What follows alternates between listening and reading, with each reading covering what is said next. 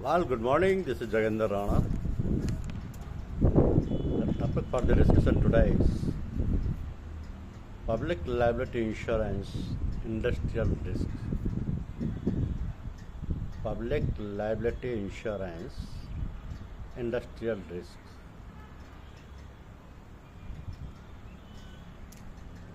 See,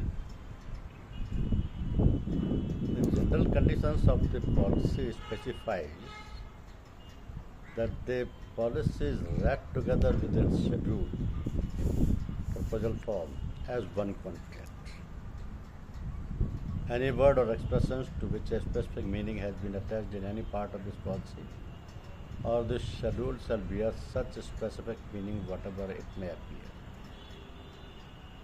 The insured shall keep accurate record of annual turnover which shall include all duties and at the time of renewal of insurance declares such details as the insurers may require.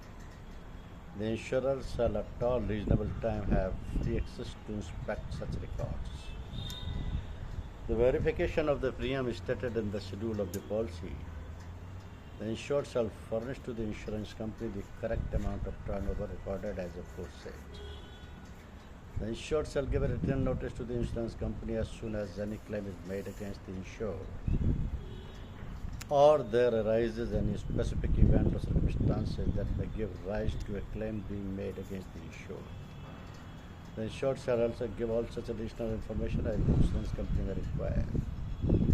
No admission, offer, promise, or payment shall be made by or on behalf of the insured without the written consent of the insurance company.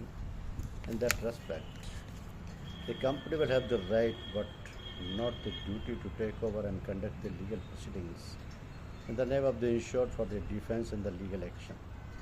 The insurance company shall have full discretion in the conduct of the proceedings and in the settlement of any claim. That means the insured shall give all such information and assistance as the company may require in the conduct of any defense in the proceedings of the legal action. Arbitration clause is also there. All disputes of or defenses which may arise under, out of, in connection with, in relation to this policy or its existence, validity or termination, or to the determination of the amount or any amounts payable under any policy shall be referred to as sole arbitrator to be appointed by the parties to the dispute within 30 days of any party giving notice of arbitration to the other party.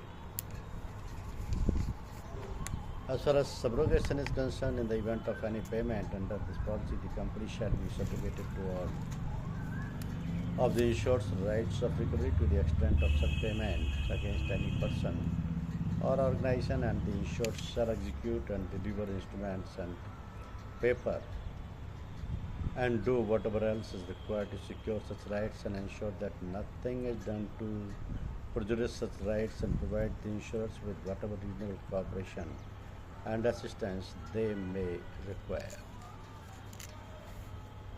Settlement of claims under this policy as per the operative clause contained in the policy and subject to the policy coverages, indemnity limits, terms, conditions and exclusions as discussed. Also subject to certain specified clauses discussed hereinafter. Net liability of the insurer is determined, and after adjustment of specified excesses which are also discussed here, like say compulsory excess. Excesses includes compulsory excess and voluntary excess both. The insured shall bear a compulsory excess, which is the amount of percentage of the limit of indemnity for any one accident, that is AOA, any one accident, as stated in the policy. The compulsory excess shall be applicable to a death, bodily injury, and property damage, inclusive of defense cost arising out of any one accident. The voluntary excess, in the event of the insured opting the policy, shall be subject to a voluntary excess. As stated in the policy, the voluntary excess shall be applicable to both death, bodily injury, and property damage. As far as clauses are concerned, there is an indemnity clause. The indemnity only applies to the claims arising out of the accidents occurring in the insured premises during the period of insurance first made in writing against the insured during the policy period, and the insured is indemnified in accordance with the operative clause arising out of injury damage, but only against the claims arising out of in connection with the business specified in the schedule, and not against claim arising out of or in connection with pollution, howsoever caused, unless specifically covered. So here injury means death, bodily injury, illness or disease of or to any person. So policy period means the period commencing from effective date and over and terminating on the expiry date as shown in the policy schedule. The period of insurance means the period commencing from the retroactive date and terminating on the expiry date. Retroactive date means the date when the risk is first incepted and thereafter renewed without break premise. Without break. Premises includes pipelines running outside up to 1 kilometer from it. Claim series clauses for the purpose of this policy where a series of and or several bodily injury or property damage are attributable directly or indirectly to the same cause. All such bodily injury and property damage shall be added together, and all such bodily injuries or property damages shall be treated as one claim, and such claims shall be deemed to have been made at the point of time when the first of the claim was made in writing. There shall be, however, no coverage for claims made arising from one specific cause which are made later than 3 years later, 3 years after the first claim of the series. Notification extension clause. The insured shall notify the insurance company during the policy period in accordance with the general conditions of any specific event or circumstances which the company accepts may give rise to a claim or claim which form the subject of indemnity by this policy. Then the acceptance of such notification means that the company will deal with such claim or claims as if they had first been made against the insured during the policy period. So the extension under this policy or under this clause will be subject to the maximum time limit laid down under the Indian Limitation Act in force from time to time. Extended claim reporting clause. In the event of non-renewal or cancellation of this policy either by the company or by the insured, the company will allow a time limit not exceeding 90 days from the date of expiry or cancellation of the policy provided.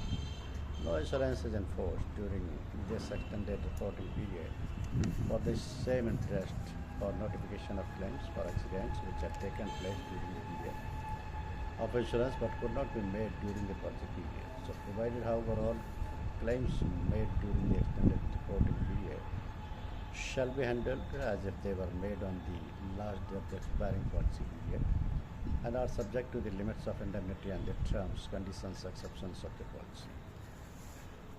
Now, risk analysis and case study for prudent underwriting.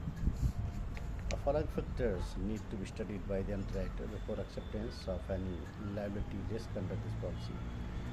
Description of business activity, year of incorporation, paid up capital, proposed period of insurance, limit of indemnity required, that is, any one accident and any 1 year, actual annual turnover for the previous year, estimated annual turnover for the proposed period of insurance, actual annual turnover for the period, occupancy, factory, warehouse or godown, details of activities undertaken by premises, whether handling or using gases, pressure storage, explosive, hazardous substances, asbestos, toxic, radioactivity material, hydrocarbons, etc. Are hazardous substances, quantity, storage facility, precautionary measures taken? Is there any possibility of leakage of chemical or gas resulting into the third-party bodily injury, property damage?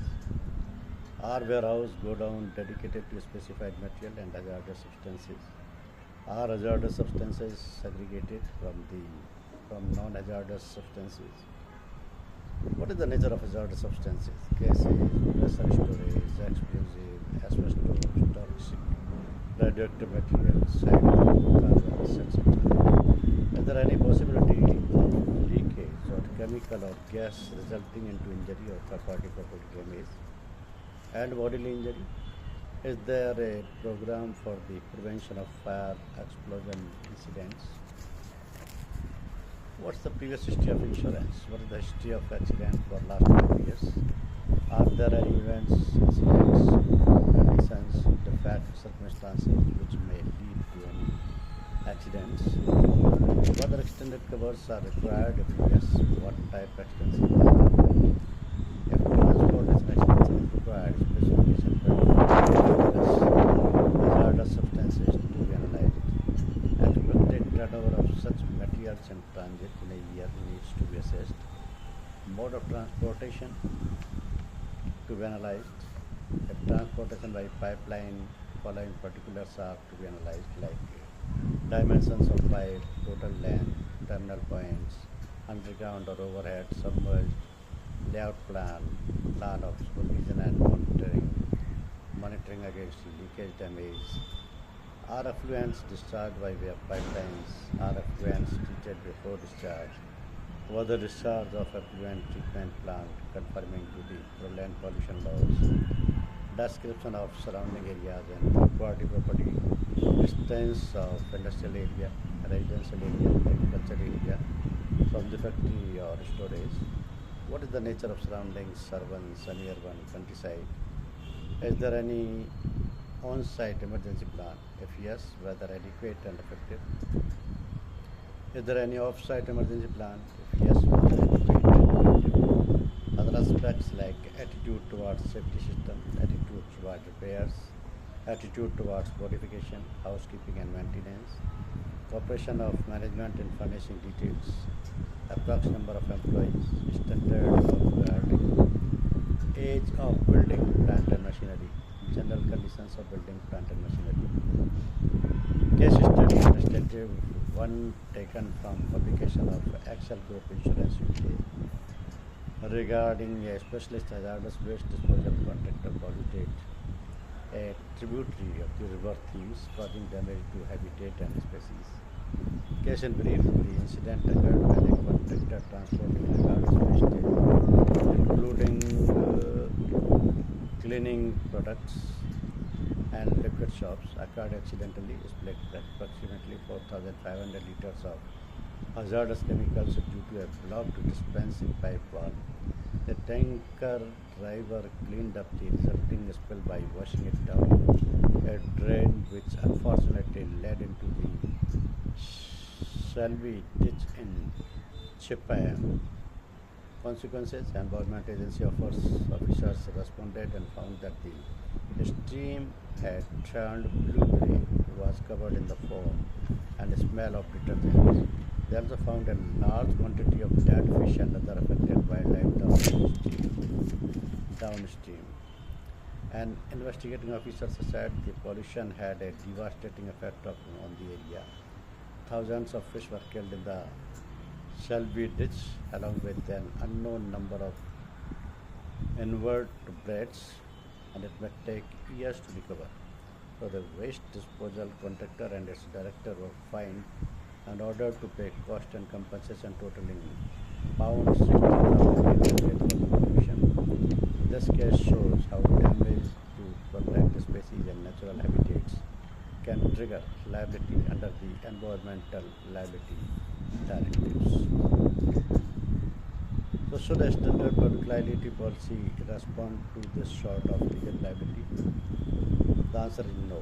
A public liability insurance with extension of pollution risk is required to cover the above type of legal liability. In UK, an environmental impairment liability policy